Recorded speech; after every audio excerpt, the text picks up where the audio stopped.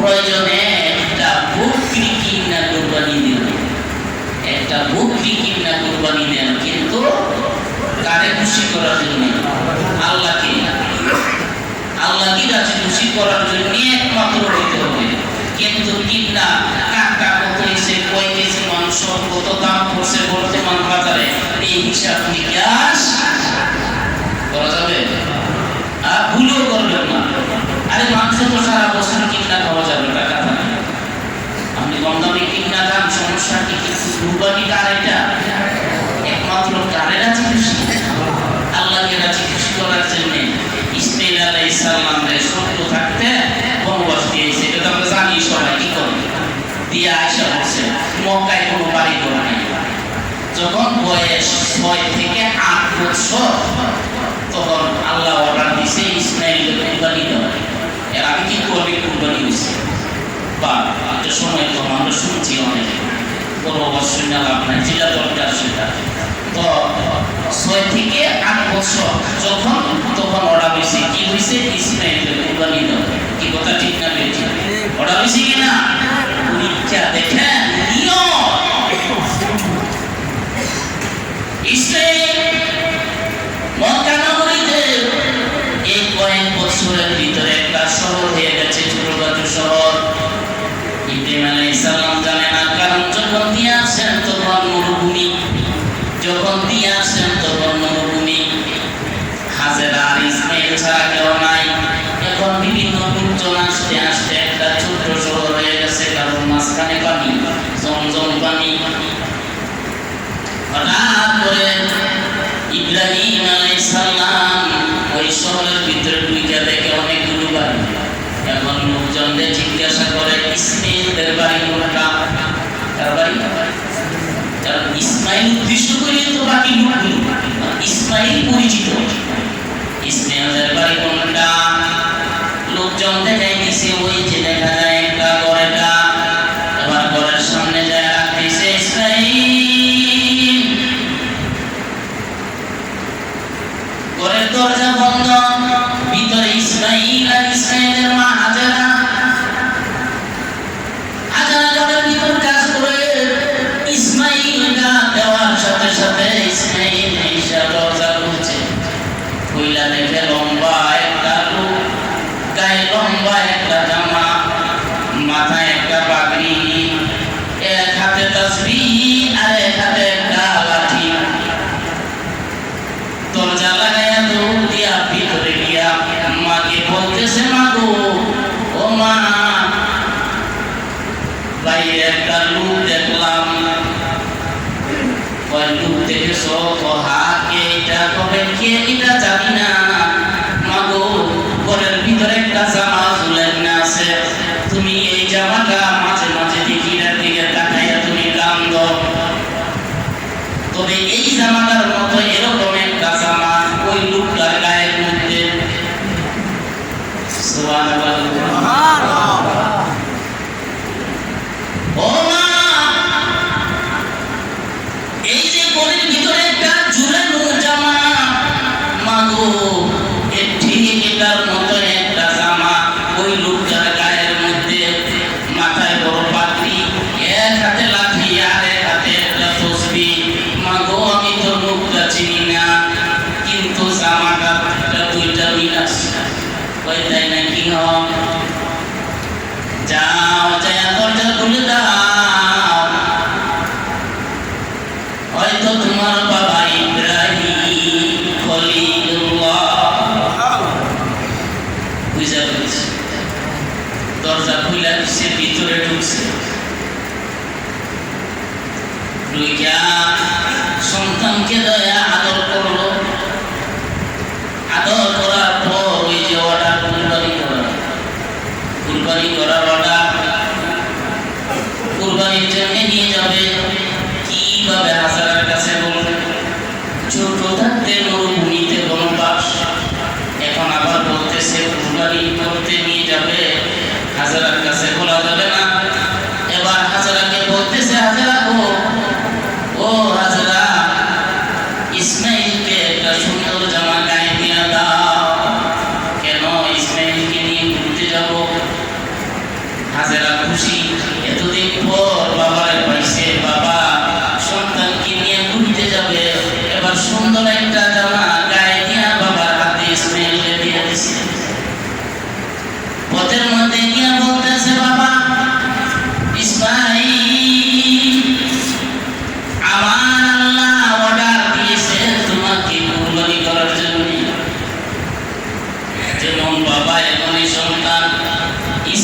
শুনে বলতেছে আলহামদুলিল্লাহ বাবা, আপনি পয়গম্বর নাম থেকে শুনছি, আর আমার আল্লাহ যদি আমার নাম নিয়ে বইলা থাকে কুরবানি করতে দেরি করেন না বাবা, তো তাড়াতাড়ি আমাকে কুরবানি করে দেন।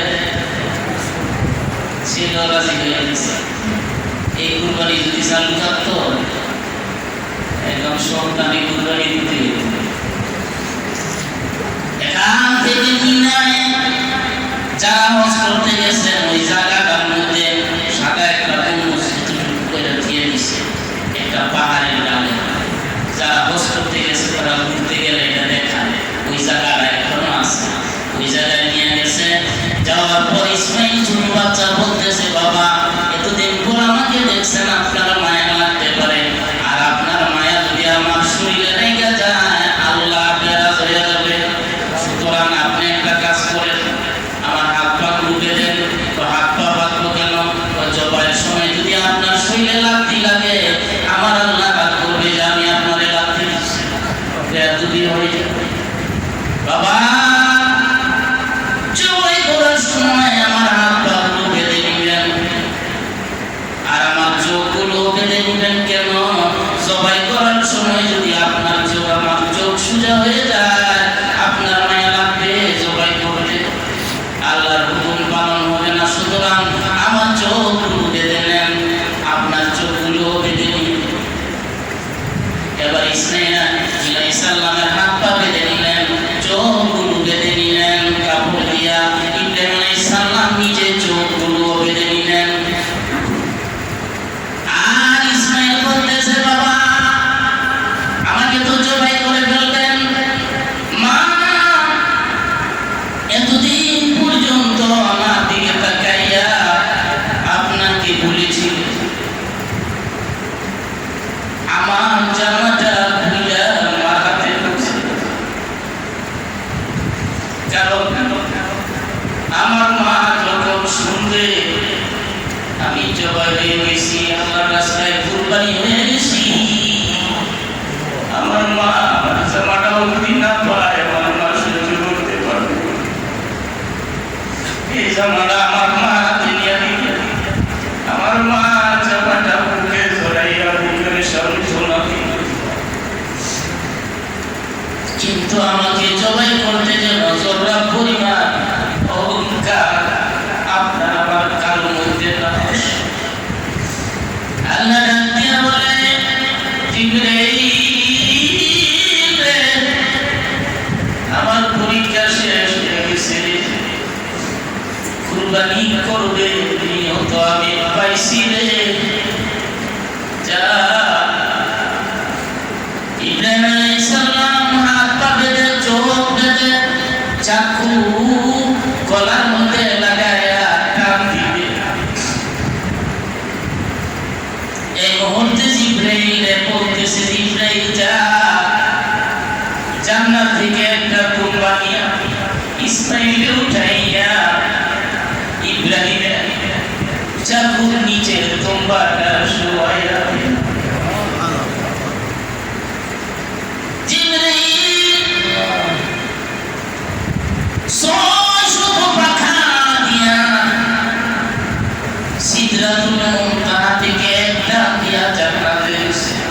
জান্নাত থেকে একটা দুম্বা নিয়ে একটা দিয়া ইব্রাহিমের এখানে আসে চাকুর টান দিলে মুহূর্তে ইব্রাহিমকে সরাইয়া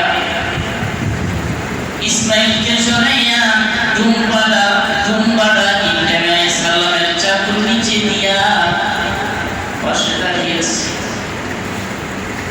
ইব্রাহিম আলাইহিস সালাম যখন চাকু টান দিলেন গলা কাইটে গেছে, রক্ত হাতের মধ্যে লেগে গেছে। কি জবাই করছে? ইব্রাহিম তো আর হতে পারে না, ছেলে শুয়াইছে জবাই করছে। এর আগে কিন্তু দুইবার দিছিল, কাটে না, এটা আমরা শুনছি, কাটে না, কিন্তু এবার কাইটে গেছে।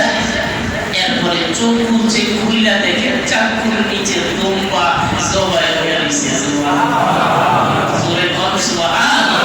আল্লাহু আকবার, আল্লাহু আকবার। পাশে ইসমাইল দাঁড়িয়েছে।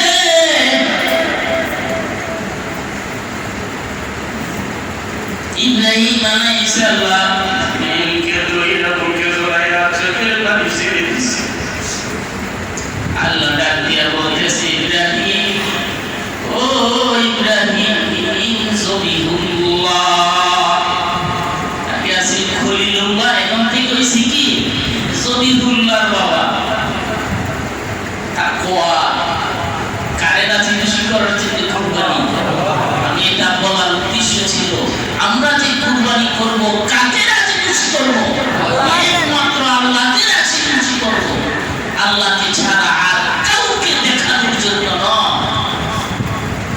আমি কুরবানির পশু কিনি একমাত্র আল্লাহকে রাজি খুশি করার জন্য যতটুকু তৌফিক ততটুকু কিনব কে কত দিয়ে কিনছে এটা কোনো অহংকারের বিষয় নয় গর্বের বিষয় নয় আমার তৌফিক বকরি কিনার আমি বকরি কিনা দিছি আপনার তৌফিক গরু কিনার গরু কিনছেন আরেকজনের তৌফিক উট কিনার উট কিনছেন কিনে কারে রাজি খুশি করা একমাত্র আল্লাহকে রাজি খুশি করার জন্যই আমরা এটা করব ইনশাআল্লাহ কি বলেন এখন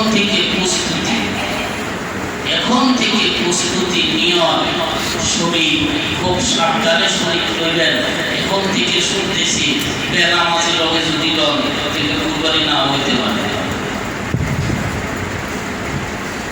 একটু সাবধানিয়া কুরবানি দিবেন এটা আল্লাহকে রাজি খুশি করার জন্য কুরবানি খাওয়ার জন্য নয় খাইতে তো নিষেধ করে না কিন্তু খাওয়ার নিয়তে নয় আল্লাহকে রাজি খুশি করার জন্য ফাসাল্লি লিরাব্বিকা ওয়ানহার ফাসাল্লি লিরাব্বিকা ওয়ানহার ফাসাল্লি নামাজ পড়ো আল্লাহর জন্য আর কুরবানি করো